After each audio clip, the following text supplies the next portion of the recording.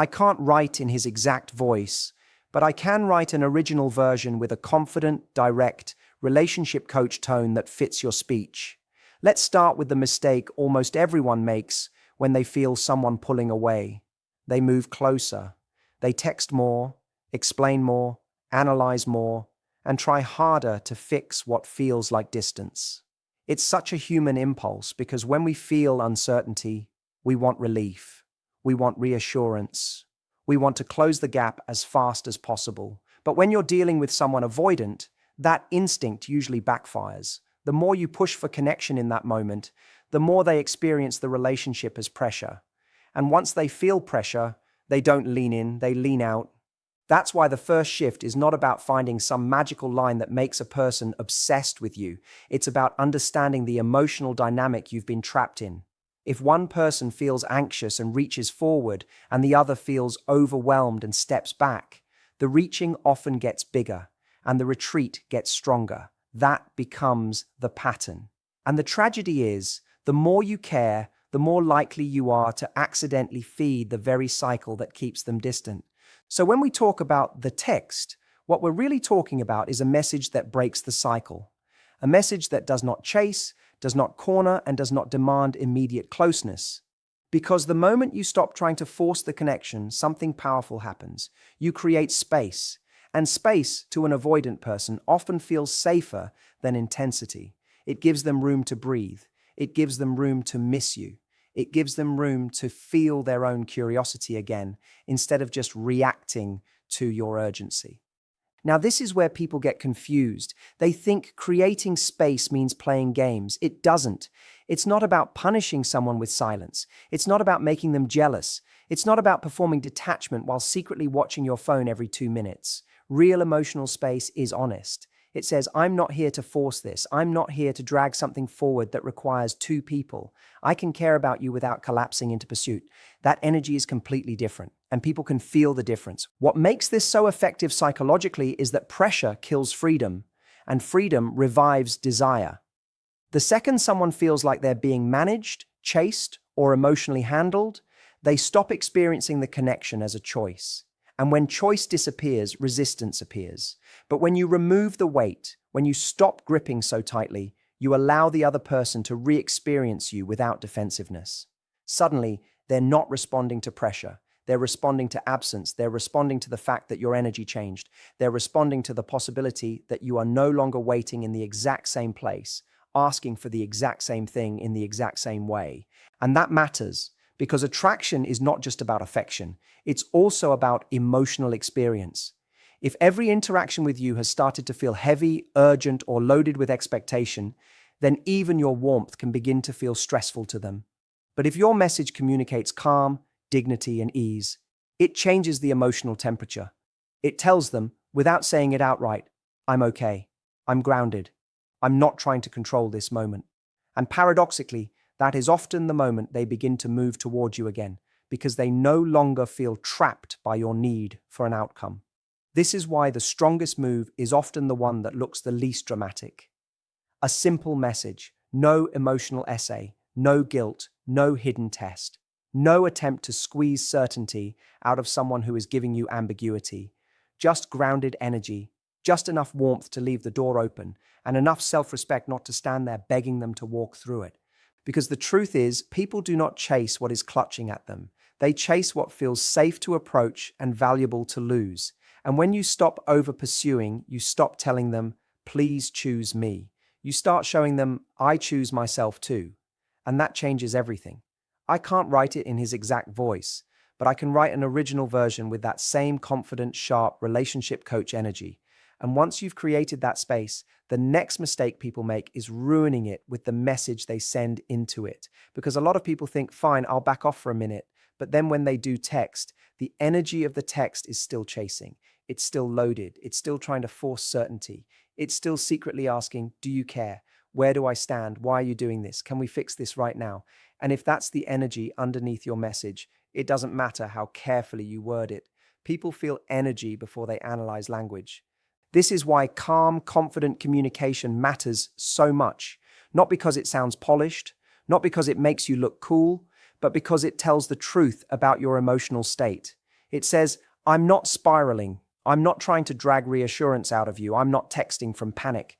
And when someone has avoidant tendencies, that matters more than almost anything else. They are incredibly sensitive to emotional pressure. The second a message feels like a demand dressed up as a conversation, they feel the weight of it. And once they feel the weight, their instinct is not to move toward you. It's to protect themselves from being consumed by the moment. Now think about how often people do the opposite. They send the long paragraph. They explain their intentions. They say they're only being honest, only being vulnerable, only trying to communicate. But honesty without emotional steadiness can become emotional dumping.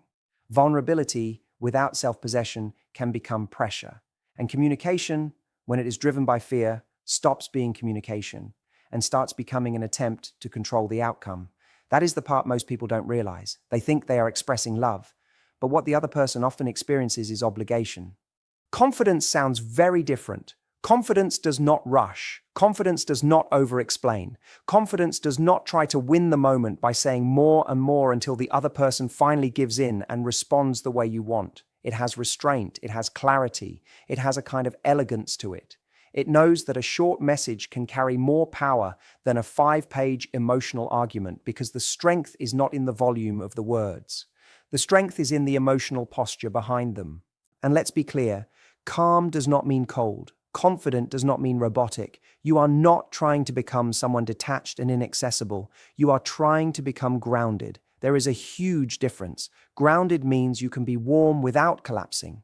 You can be open without abandoning your self-respect. You can let someone know there is goodwill there without making your peace dependent on what they do next. That is incredibly attractive because it is rare. Most people either cling or shut down.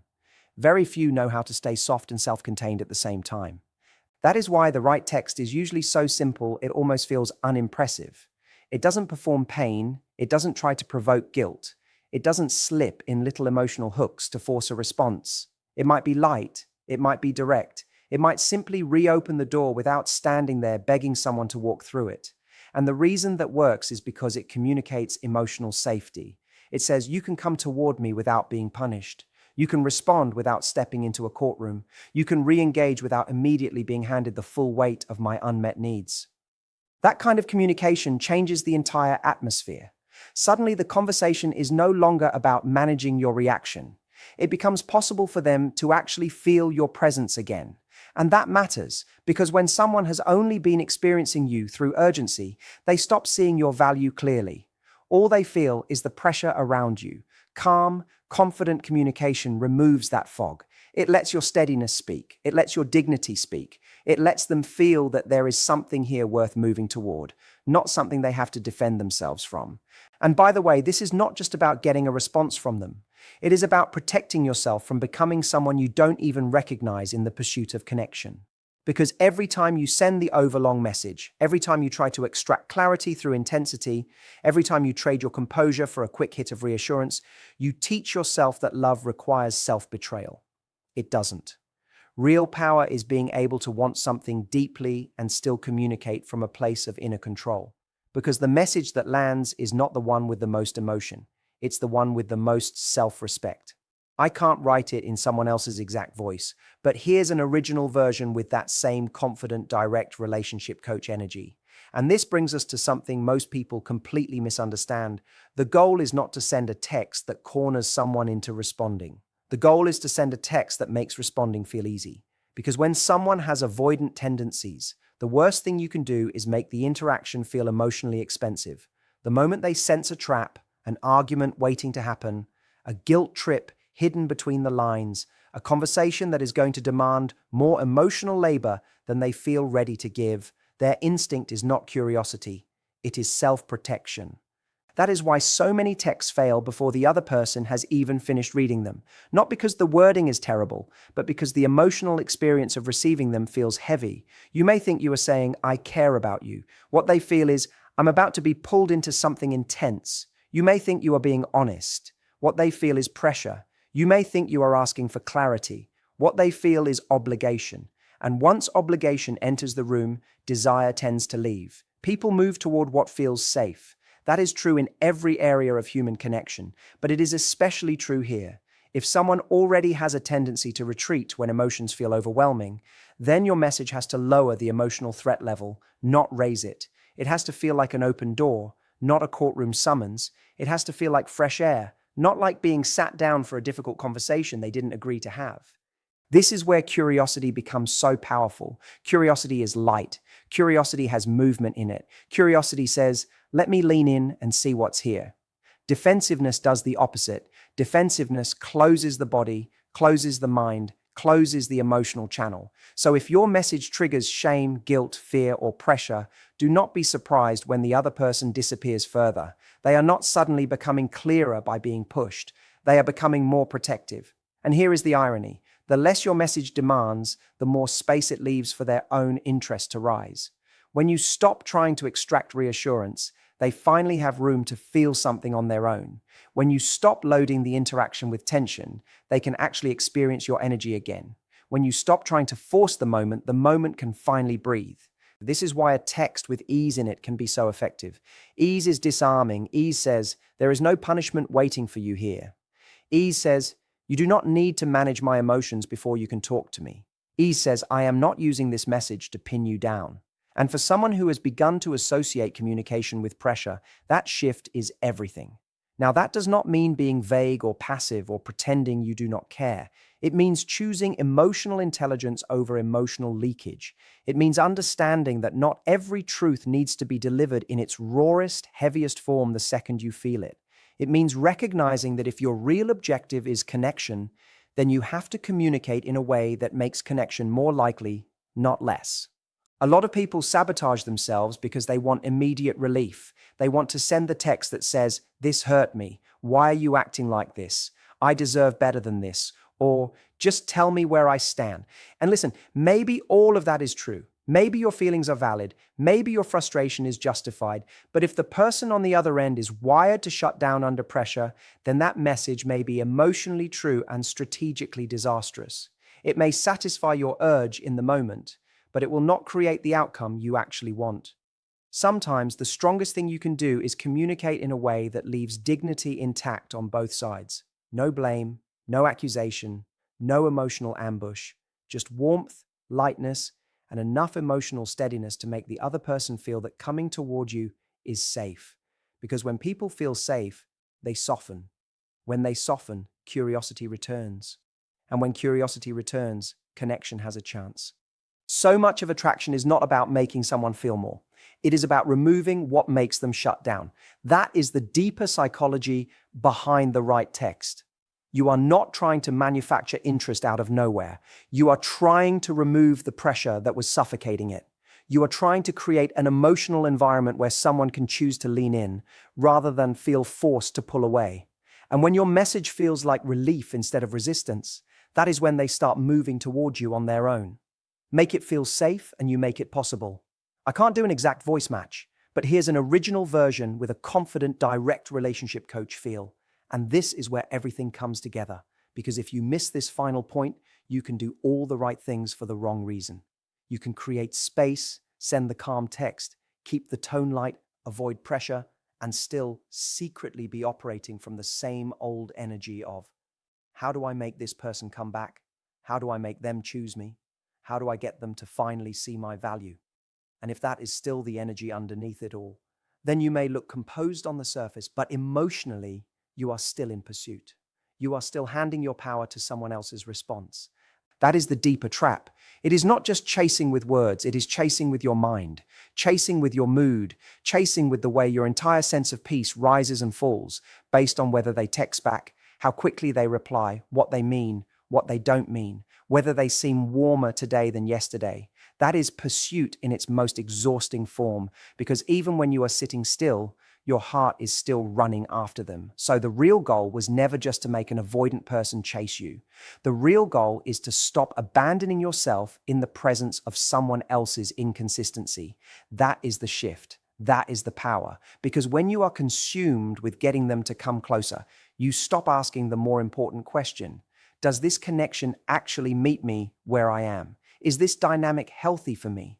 Am I trying to build something real? Or am I addicted to the relief that comes from tiny moments of attention after long stretches of uncertainty? A lot of people confuse chemistry with meaning. They confuse longing with love. They confuse the emotional roller coaster with depth. But intensity is not always intimacy. Sometimes intensity is just instability. Sometimes the reason you cannot stop thinking about someone is not because they are your person. It is because the unpredictability has hijacked your nervous system. It is because the inconsistency has made every small sign of affection feel disproportionately valuable. And when that happens, you start treating breadcrumbs like a feast. That is why reclaiming your power matters so much. Power is not becoming cold. Power is not pretending you do not care. Power is not playing hard to get with someone you secretly hope will rescue you from your own anxiety. Real power is being deeply honest about what something is costing you.